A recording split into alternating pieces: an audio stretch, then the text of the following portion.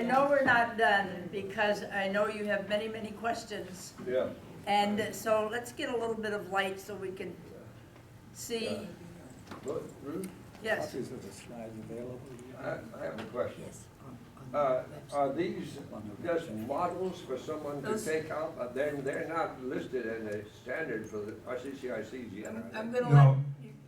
Yeah. I think it's great. The question is, are these models, or are they standards? And at the present time, they are written in the language of legislation as proposed laws. As proposed. As proposed laws, yes. They could very easily be modified and to be written in the form of standards. There are many other things that we could include. Everyone on the committee has their own views about where we need to go next. And Well, your comments have been very helpful, but in looking back over these models, I would have a little bit of mental lapse to explain them as you have done so excellently. Is there a place we can get that total picture? the best place to go to is on the website. Okay. And if you look at the website, Jack has put a lot of explanatory material along there with it. Good. I've made a few contributions to that myself, and I'm not sure how much you've read in the Lifeline, but I have put in a couple of articles in the Lifeline that may be helpful as well. Charlie, you know. Well, I have a comment and then a question. The comment is, the model laws are good, current laws in some states are good, but the unknown end results is the fact that, I use a current example and I don't have the law in front of me, so I'm going to generalize. Devonshire down in Palm Beach County, which is part of the golf course community of Florida, is currently in bankruptcy. They have been taken over by the Department of Insurance to safeguard residents' investment. That's their primary purpose of doing that. But unfortunately, in the proceedings, the court has blocked one of their efforts to preserve resident funds. And that's an unknown that we can't ever solve with model laws because we don't know what courts are going to do in individual cases. That's just a comment. Now my question is, I think a lot of our problems would be alleviated if we would publish a good analysis of what can happen based on types of contracts. Although I have an accounting degree, I was never a practicing accountant, but I can look at a balance sheet and see flaws. It appears to me, for example, that one of the most popular contracts in the country today is that 90%, or the one Erickson developed, 100%, that's a fallacy. Neither of those give you 90 or 100% refund. When a resident enters into a contract with a provider to get that kind of refund, they are assuming all the risk in the future.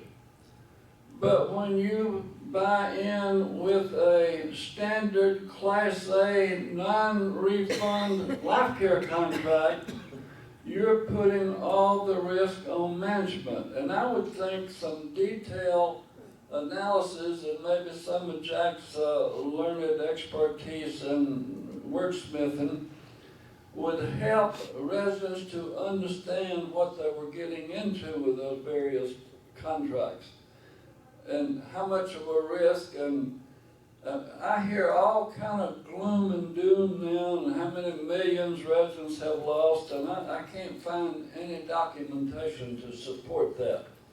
I know I was intimately involved with the GAO report. In fact, I served on the committee at Senator Cole's request as a resident expert.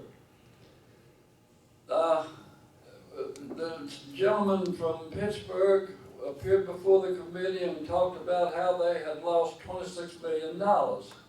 And that was not true, and is not true today. So those are the kind of things we gotta look for, but I'd like to see the committee in the next step, and I'm not knocking the model laws, I think they're great.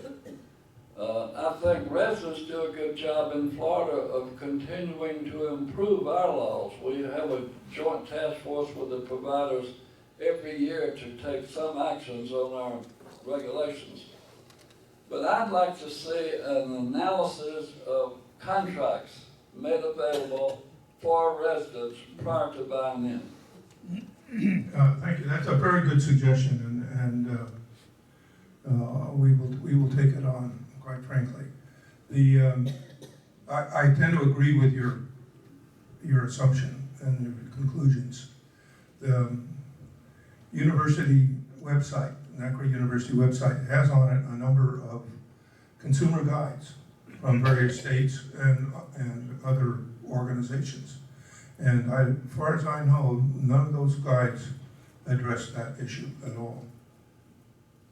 And I want to add that Jack Cumming and Al LeBlanc have been working on a question and answer thing for consumers.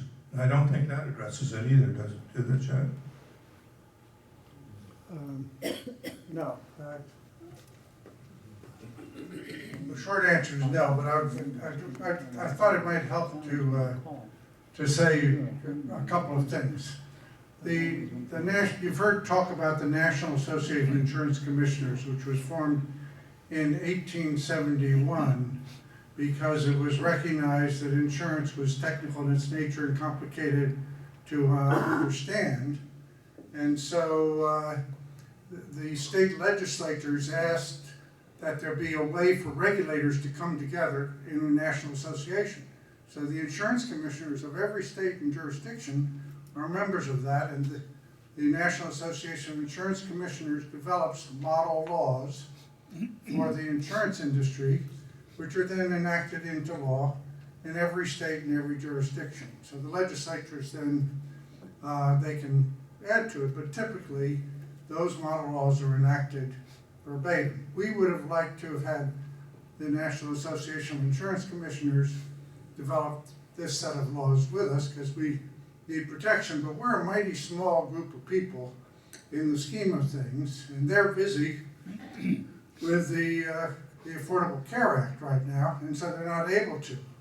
So we took it on ourselves to move in that direction, but we stayed very, very close to the precedent. So this is time tested, and some of the things that Walt said, where he said that with the investment, and that was a suggestion from Dan Seeger. Dan Seeger said, gee, we don't have protection on how our funds are invested. And in the case of my community, they invested our entrance fees in a speculative undertaking in Nuevo Vierto, Mexico, and they lost that money.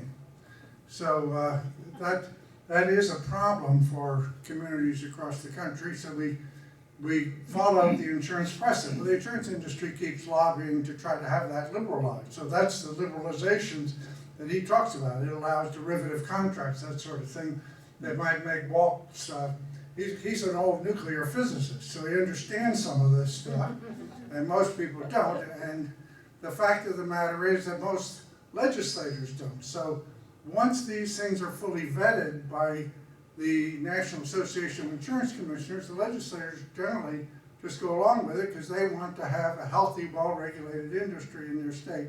That's something that we need. We need to have at least the same protection for our entrance fee investments that a life insurance annuity policyholder has in the investment they make in an annuity contract. It seems just unconscionable that we're not protected when we're clearly a vulnerable class of citizens.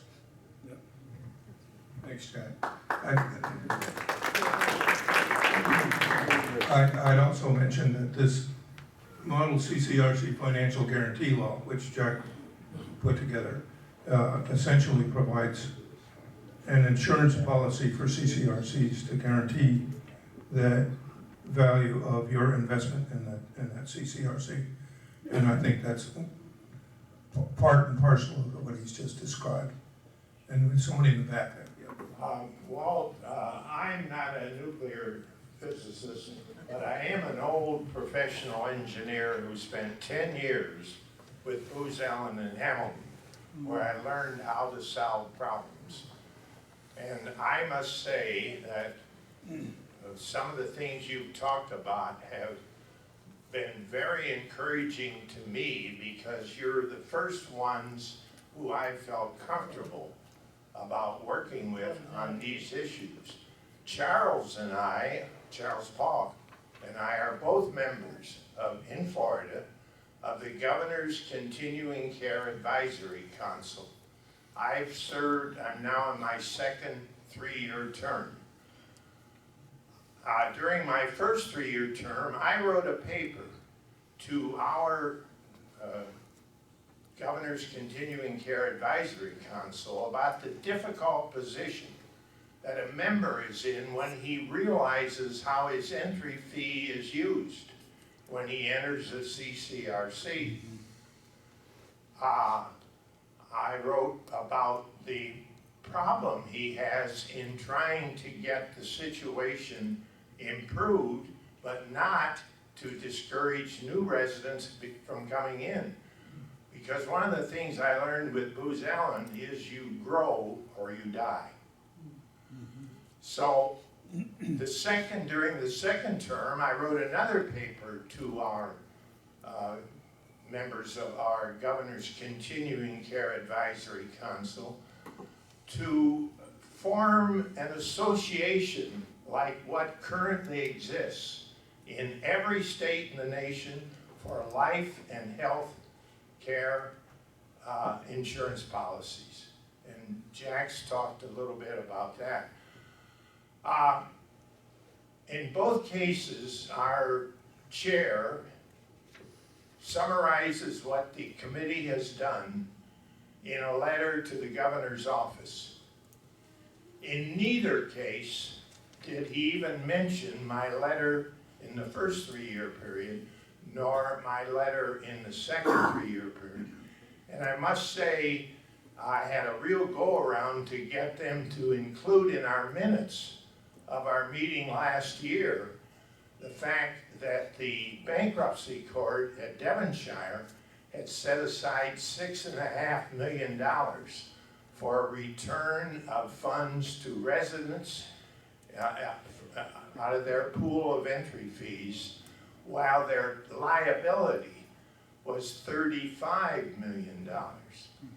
Now, I think one of the things, as various states start adopting policies to get residents involved, you've got to set up these advisory councils so they're not like Florida's. We have 7 members on that committee, on that council, who are either consultants to the industry or executive directors. We have 3 members who are representative of the residents, and in our last term, one of those 3 never attended a meeting. Oh, my.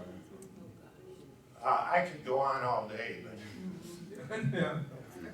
Your tale is very sad, but if you still have those letters, I would appreciate it if you could send them to me. My email address is on the NACRA website. And I would also like to ask Charlie, since I won't remember everything you said, if you would describe your concerns again to me in an email. We'll see if we can do something about that. I won't promise that there'll be instant response, but we will take a look at it.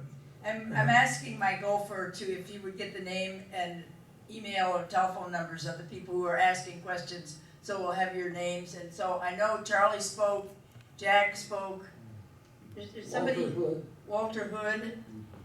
And so but Kate will come around and get those so we can get back in touch with you. I would like to be added to the list too.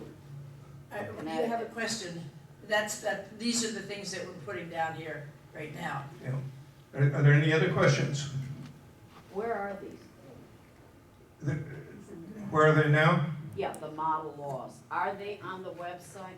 They are on the website, Okay. on the university, Akron University website, yes. Okay, perfect. That's right. And I have taken them off and made, PDF files out of them to send to some of the people I'm sending them to. But in fact, they're going to be changing as we get comments in. So if you want the latest and greatest versions of these laws, look at the website, Akron U website. That's the best place where they'll be kept up to date. I just thought I'd add one thing. Some of these laws are a little complicated for people. Thanks a lot. I got you. Maybe some of them are a little complicated for people to understand. So Walt Boyer asked that I start writing articles explaining Yes.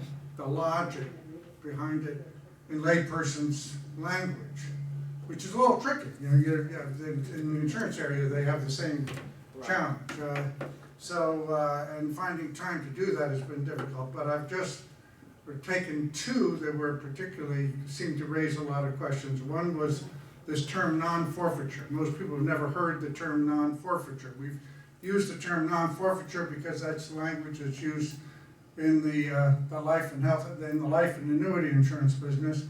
And so it has a long history, and it's a language which has been interpreted by courts. So that's a critical piece. And I wrote an explanatory article about what that non-forfeiture law would be. The other one that seemed to raise questions was the question of resident ownership. People were afraid that they might be forced to become owners and they didn't want to, and we're addressing that. The next one that I probably should work on, just listening to the discussion today, is a guarantee association, which is exactly modeled on the life and health insurance practice. Now, you can go two ways in guaranteeing things. You're familiar with the Federal Deposit Insurance Corporation, which is called a pre-assessment approach. The banks are assessed in advance to build up a fund, which is then there to protect depositors. And this is backed by the full faith and credit of the United States government. But it's at the federal level, and when a bank gets into trouble, it's federal examiners who come in and seize the bank and run it to protect the depositors. That's one model, and that has a lot of difficulties. If things really go bad, that fund can run dry. When the insurance industry came along, the companies didn't want that model. They were used to working at the state level, which seemed to be more responsive to local concerns and local people. So they went for a different model where they're brought in early to try to avert the bankruptcy. And then if it happens, they're then assessed for what the cost is to make the thing whole. But usually that's pretty minimal because the insurance companies have been quite effective at avoiding that kind of a loss by their early intervention. And they're allowed to offset those assessments against their taxes because it's viewed that the failure of the company was a failure of state regulation, and therefore the state should ultimately pay the cost by having a reduction in its tax income, which makes a certain amount of sense. And so that's worked very well at getting early intervention to prevent the bankruptcy. The result of that, though, is that it becomes complicated because you have to have a mechanism that allows a whole industry to come together to move in on a troubled situation without fearing the antitrust laws and to be able to do what's needed. And I can assure you that it works very well. I chaired that activity for the state of New York at one time. It was done very quietly behind the scenes. Most people never knew the companies that were in trouble.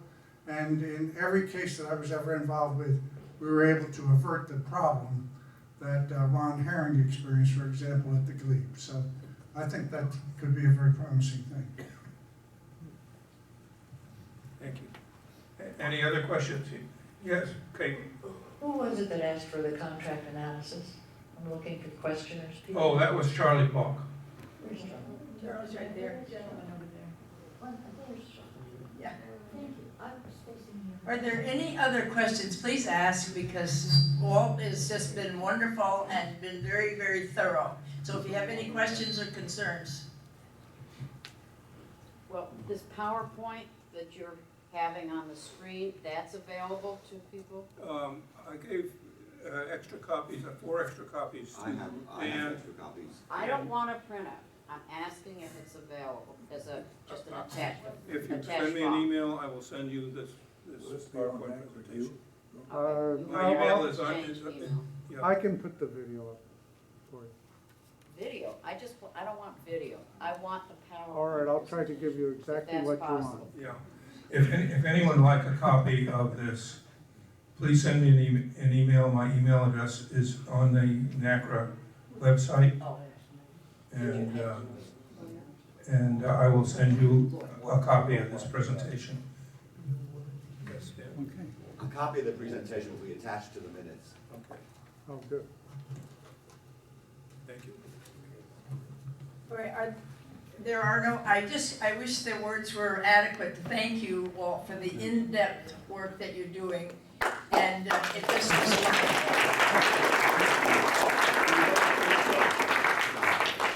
and not only does he do it well, he does it smartly, and that makes us mighty proud.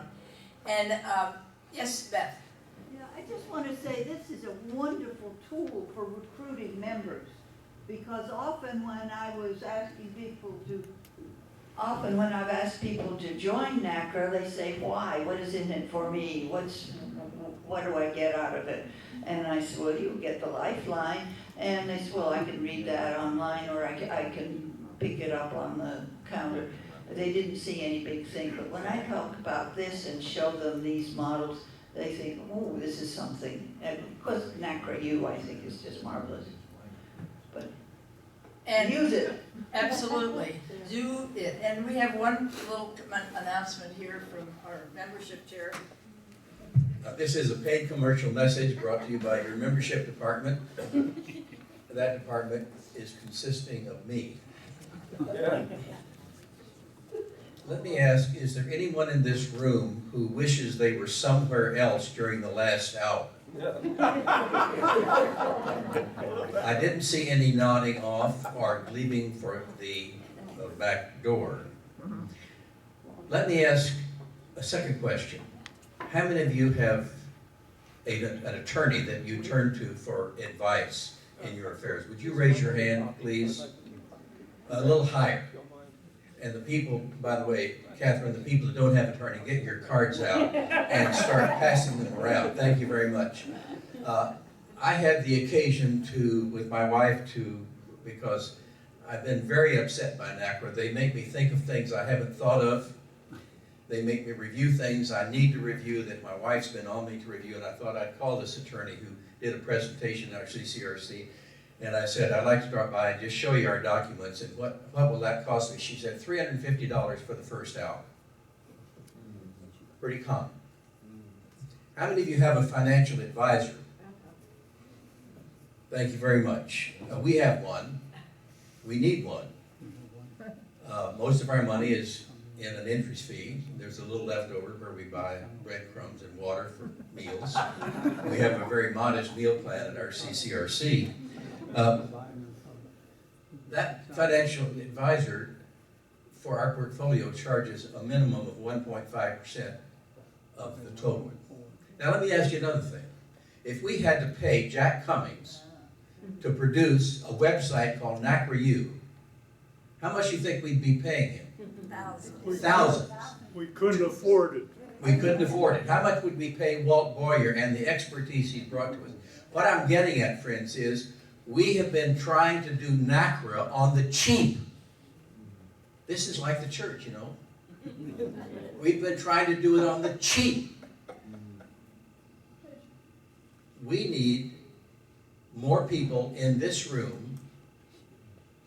and I hate to say come to Jesus, I don't mean that, but those of you who know what that means, Yeah. and those of you who don't, I apologize for the Hebrew Christian Muslim population.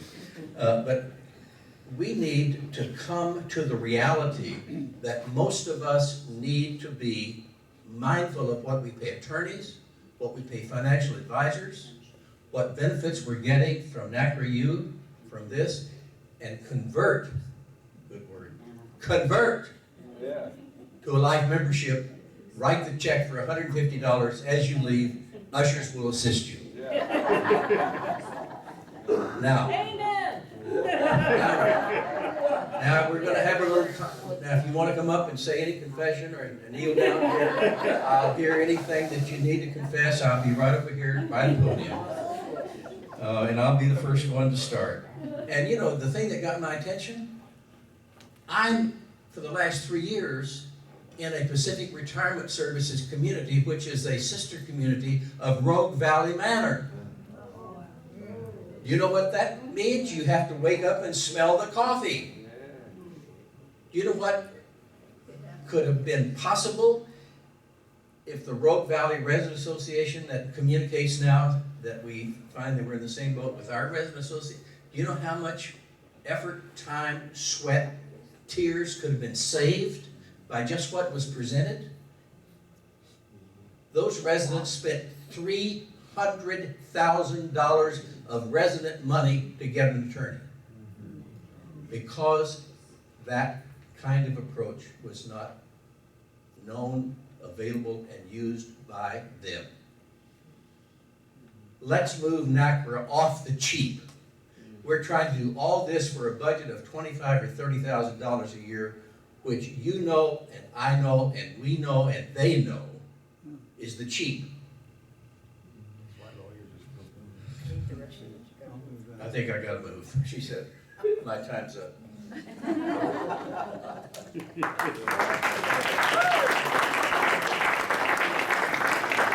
He's a good man, and he is just a little enthusiastic about us, and that makes it good. And no other questions of Walt? Just remember that, yes, Catherine.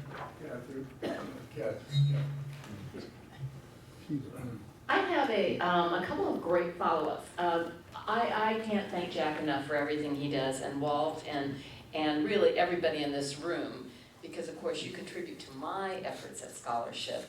And I know I have a busy summer ahead of me capturing some of these very ideas in law-related articles so we can get those up on the lawyer's radar screen. I mean, one of my biggest problems that you probably recognize is when you took your contracts to your attorneys, they were looking at this as a fresh document. They'd never seen one before. They had no idea what they were looking at. And so they were really reading it with uninformed eyes. And one of my challenges has been to try to get a greater community of lawyers understanding these, so at least when they're looking at it, they've seen one before and know what to look for.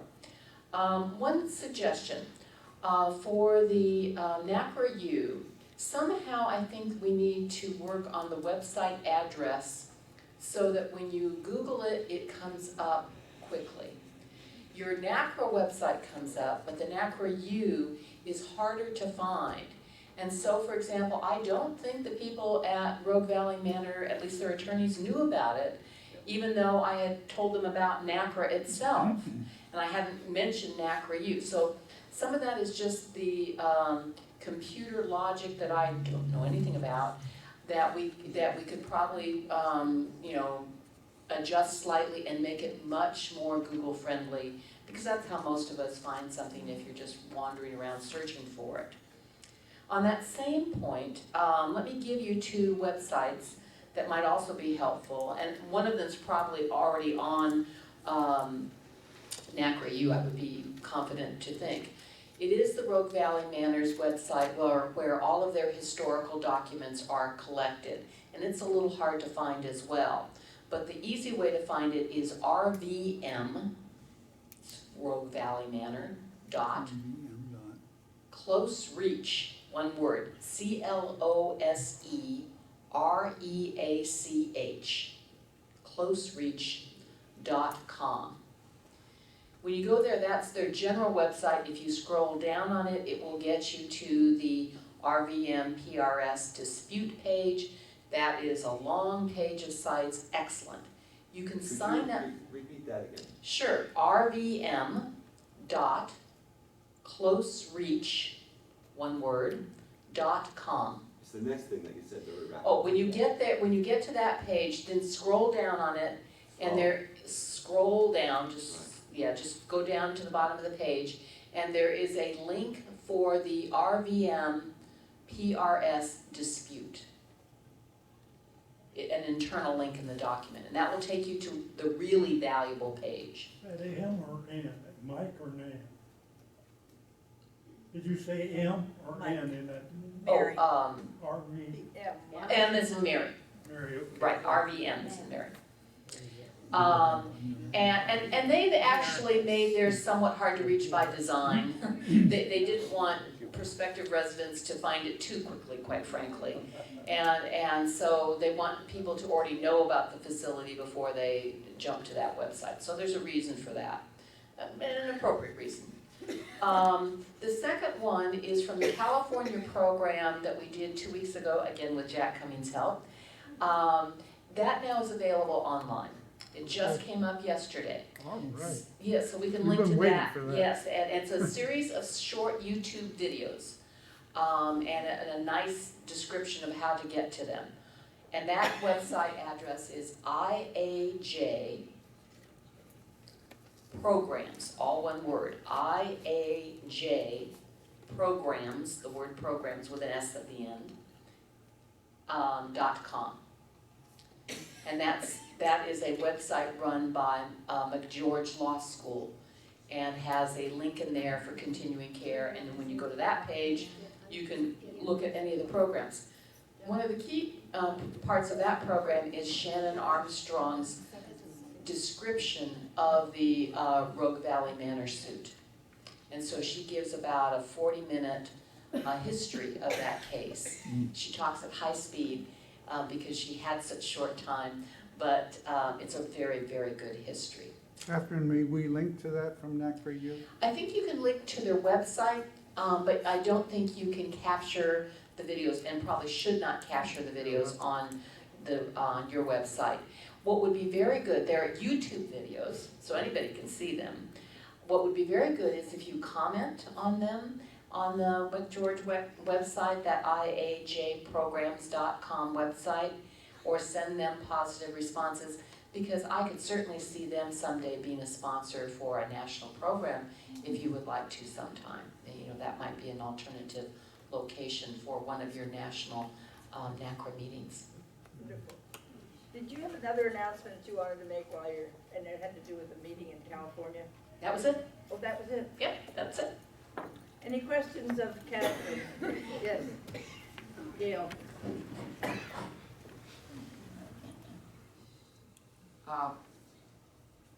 These suggested things to go to on the website. I actually lost my train of thought as to what I wanted to ask you, but I'll get you later, so I'm very embarrassed. I'm sorry, folks. I do it all the time. Here, I'll take it. Any other questions? Thank you, Walt. Don't feel alone. Thank you, Catherine. Thank you. It's now 10:15 and we gotta roll. I got it. You got it. Okay, the question was about the elder law groups. You obviously know of that website, and has NACRA have any involvement with those lawyers who specialize in elder law? No. That's my question. A simple answer, no.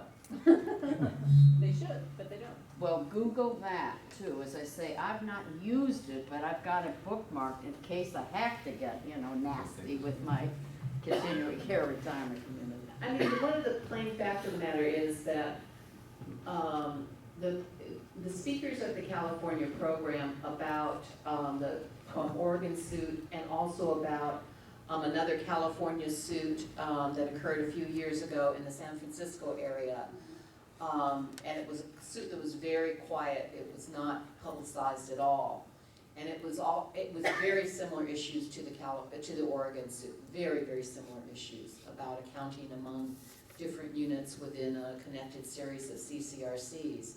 That attorney also spoke at the program, but it was a confidential settlement, and therefore he couldn't talk about details. The big problem is that there aren't attorneys that are on the resident side that understand the residents' issues. There are attorneys on the provider side that have written the contracts and understand the issues very, very well. And so what I've constantly tried to do is develop a broader community of elder law specialists who are very good at Medicaid planning, but who can also look at this. I mean, the problem is for the attorney who first sees one of these contracts, the answer is going to be very similar to probably what Jack Cummings said to his sister when she presented the contract to him. God, no, don't sign that, or at least negotiate something different than that. And so you really need somebody pretty sophisticated in the ways of CCRCs to give an informed opinion that's not just, doesn't look like a good idea to me, which would be the first blush of most attorneys. One of the things I always say is, there's a disproportionate fewer number of attorneys in CCRCs than you might expect. And I think it's frankly because the contracts scare attorneys, so. Yeah, we had one in Stonebridge who came and went. Yeah. Yes, one other question?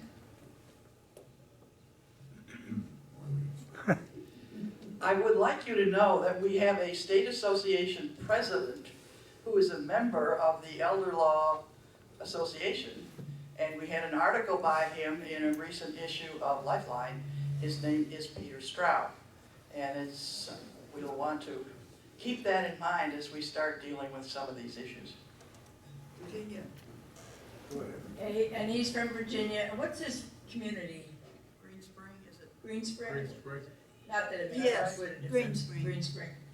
Okay, and then there's one other question. And this is not on the attorney's side of it, but I've just recently found out that insurance companies, specialized insurance companies, I guess you'd call them, aren't familiar with residents associations either.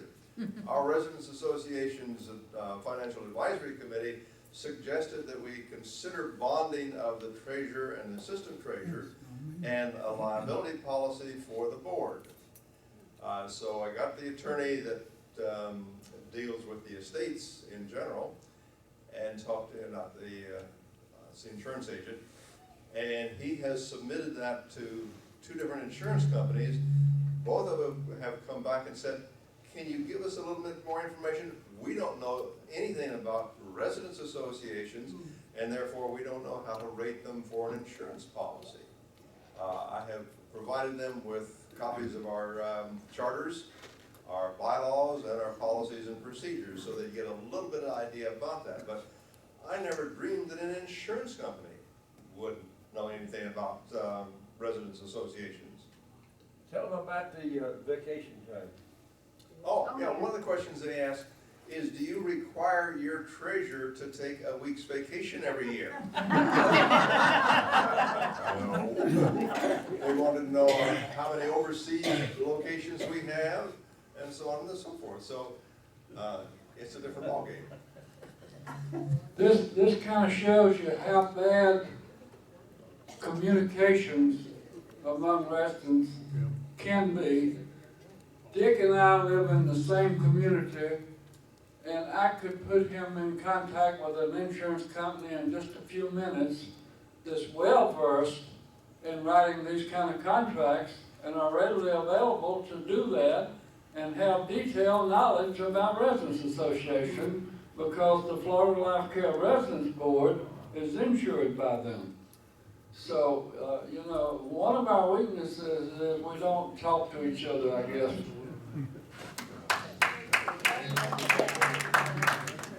And that's true. It comes to the point where we're probably one of the best kept secrets in the United States. And that's too bad. And so, but I'm sorry to have to do this, but it's 10:20 and we have a few things to finish up, and I did have